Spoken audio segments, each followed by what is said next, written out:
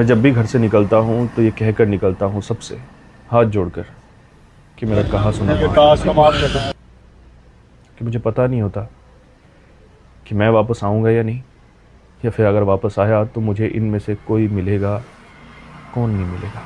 एक परदेसी जब कोई त्यौहार होता है ना तो काट देता है उसको खुशी खुशी, अपनों की खुशियों में, कि अपने तो त्यौहार मना रहे हैं ना, मैं उनकी ज़रूरत पूरी कर रहा हूँ और अपने खुशी खुशी त्यौहार मना रहे हैं, अपनों के लिए तो आया हूँ। जब शादियाँ होती हैं कहीं रिश्तेदारियों में, अपनों में, तब भी वो काट देता है कि ठीक है, मैंने अपने घर वालों के कपड़े अच्छे से बना दिए, अब वो मेरी कमी वहाँ जाकर पूरी कर देंगे, वो खुश हैं तो मैं खुश हूँ। लेकिन पता है वो टूटता कब है? जब घर वालों पर कोई गमों का पहाड़ टूटता है, जब वही अपने जिनको मैं अलविदा कह के आया होता हूँ, या कोई भी परदेसी अलविदा कहकर गया होता है, वही बिछड़ जाता है।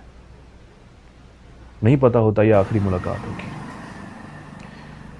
फिर समझ नहीं आता कि जब अपनों को रोता हुआ देखता है, अपनों को तड़पता हुआ देखता है, और उस अपने की शक्ल तक देखना नसीब नहीं होती जिसको वो अलविदा कहकर आया होता है, जिसको दुआओं के लिए कहकर आया होता है, तो फिर एक लम्हा भी काटना भारी होता है। एक एक दिन एक एक साल के जैसा लगता है। अब लोग कहेंगे कि क्यों जाते हो, कम कमाओ, कम खाओ, घर रहो।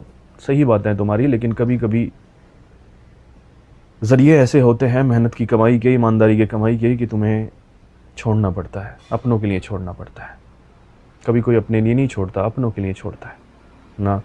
कितना भी अच्छा खाना रहना मिल जाए, लेकिन जो घर होता है वो नहीं होता, क्योंकि घर तुम्हारे सर दर्द को भी ना, लोग 1000 लोग आकर पूछेंगे कि चाय बना दें, और बाहर अगर तुम शदीद बीमार भी रहोगे तो कोई तुम्हें पूछने वाला नहीं होता।